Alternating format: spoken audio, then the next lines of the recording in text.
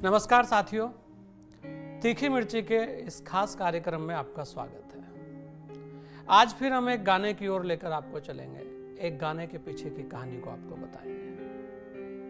क्योंकि कोई भी गाना, कोई भी फिल्म जो होती है वो कहीं ना कुछ एक संदेश भी देती है और उसके बनने के पीछे भी एक कहानी होती है। और खासकर गाना जब बनता है तो उसकी तो कहानी बड़ी दिलचस्प होती है। आज हम बात कर रहे हैं चलो दिलदार चलो। जी हाँ, ये पाकीजा के बहुत चर्चित जो गीत था चलो दिलदार चलो चांद के पार चलो को लेकर है। और वैसे भी आज चांद की बात बहुत हो रही है और आप देखेंगे कि भारतीय चंद्रयान 3 चंद्रमा पर पहुंचा है। तो हमें लगा कि इस बहाने फिल्म जगत में बहुत सारी फिल्में उस पर बनी हैं, बहुत सारे गाने चांद पर बने हैं। तो जो चंदा पर गीत बने हैं उनके गीत संगीत से जुड़ी कुछ बातें आपसे साझा करें। फिल्मी जगत में कई गीत बने हैं चंद्रमा पर, हमने उनमें एक गीत चुना है चलो दिलदार चलो चांद के पार चलो। चांद हमेशा से लुभावना रहा है, चांद की अटखेलियां सबको लुभाती रही है। चांद पर गीत बने, कविताएं बनी, गजलें लिखी गई। चंद्रमा और चांदनी शीतलता का प्रतीक बने, चांद से सौंदर्य की उपमा दी गई। फिर फिल्म जगत पीछे क्यों रहता? चांद पर बहुत सुंदर तराने बने, सुरीले साजों और मधुर आवाज में चंदा के गीत गाए गए। चांद रोमांटिक गीतों के लिए ही नहीं रहा, बल्कि चांद को देखकर विरह के गीत भी बने। ऐसे समय जब भारत का चंद्रयान 3 चंद्रमा की सतह पर पहुंचा हो और इससे इतिहास रचा गया हो, तब हमें चंद्रमा के कई गीत याद आते हैं। ये गीत इतने सुंदर बने कि लोग इन्हें गुनगुनाने को मजबूर हुए। बहुत मन से एक गीत सुने जाते हैं।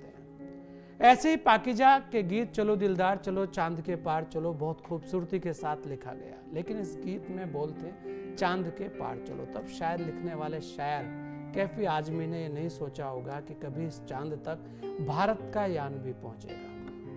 और अब तो आगे इसी चांद पर किसी भारतीय के उतरने की बात भी हो रही है और चांद के पार जाने की बात भी हो रही है। वैसे एक रोमांटिक गीत है जिसमें प्यार करने वाले चांद के पार जाने की कल्पना करते हैं। हालांकि इस गीत के फिल्म में आने से 3 साल पहले नील आर्मस्ट्रांग के कदम चांद पर पहुंच गए थे। उन्होंने कहा था कि मानव का यह छोटा कदम मानव जीवन की एक बहुत बड़ी छलांग है।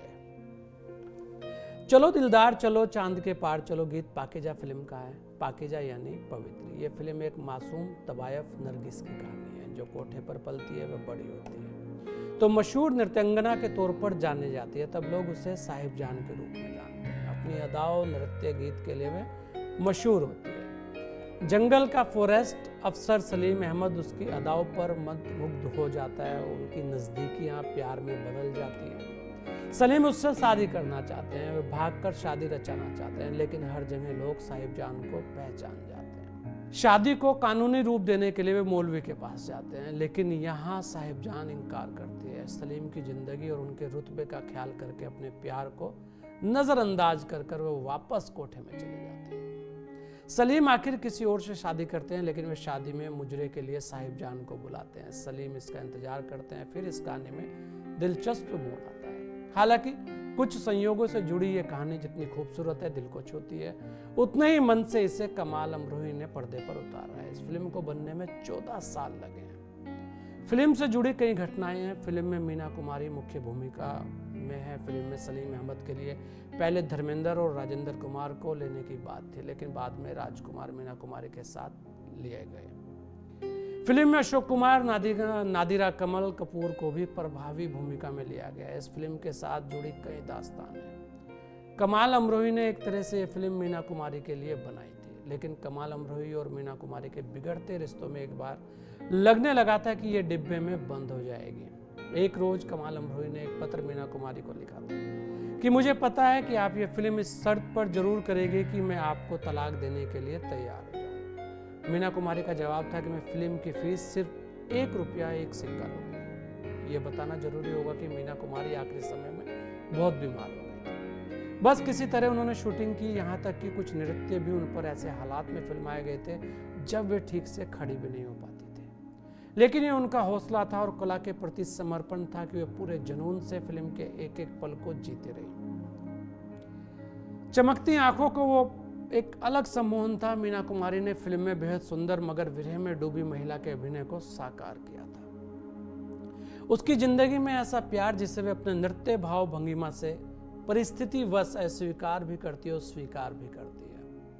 महल पिक्चर्स के तले पाकीजा फिल्म 4 फरवरी 1972 को प्रदर्शित हो गई। 147 मिनट की यह फिल्म तब 1.5 करोड़ रुपए में बनी थी। कमाल अमरोही ने इस फिल्म के लिए सब कुछ दांव पर लगाया, लेकिन पर्दे पर यह फिल्म नहीं चली। दुर्भाग्य था कि फिल्म रिलीज होने के 1 महीने बाद ही मीना कुमारी चल बसी। इसके बाद सिनेमा हॉल में फिल्म को देखने के लिए भीड़ उमड़ पड़ी, लेकिन तब तक सब कुछ थम गया था। फिल्म ने बाद में 6 करोड़ का कारोबार किया।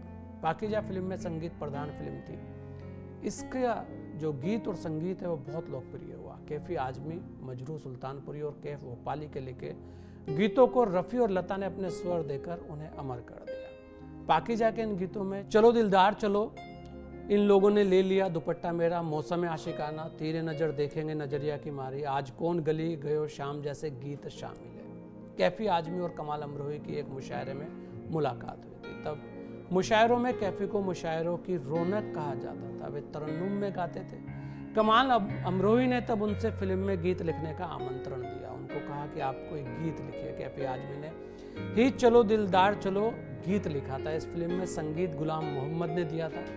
इस फिल्म के गीतों को संगीत और गीत इस फिल्म का जो था वो बहुत मोहक था। दुर्भाग्य था कि फिल्म जब बन रही थी गुलाम मोहम्मद का निधन हो गया था। गौर करने लायक बात यह है कि फिल्म की शूटिंग तब एक लंबे अंतराल के बाद बनना शुरू हुई थी। तो किसी ने कमाल अमरोही को सुझाव दिया कि अब समय बदल गया है, गुलाम मोहम्मद की जगह किसी और संगीतकार को इसमें जगह दी जाए। लेकिन कमाल अमरोही ने ऐसा नहीं किया। हालांकि फिल्म के निर्माण के समय ही गुलाम मोहम्मद का निधन हो गया था, लेकिन इससे पहले वे पाकीजा के लिए बेहद मधुर संगीत तैयार कर गए थे। चलो दिलदार चलो, चांद के पार चलो गीत रोमांटिक है। इसके लिए एहसास जगाता संगीत तैयार हुआ था। गुलाम मोहम्मद ने यह धुन बहुत तसल्ली से बनाई थी। रफ़ी और लता जी ने इस गीत को बहुत मधुरता से गाया।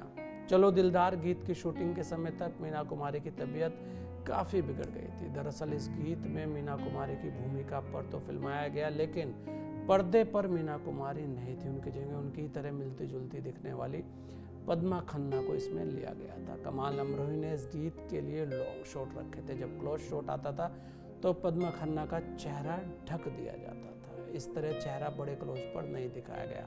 अफसोस यह है कि यह फिल्म भारतीय फिल्म जगत की ऐतिहासिक फिल्म बनी, जिसकी सफलता को देखने के लिए मीना कुमारी इस दुनिया में नहीं थी। अफसोस यह भी है कि पाकीजा के गीत फिजा में गूंजे, मगर उसका फनकार गुलाम मोहम्मद उस सफलता को देखने के लिए जीवित ना रहे।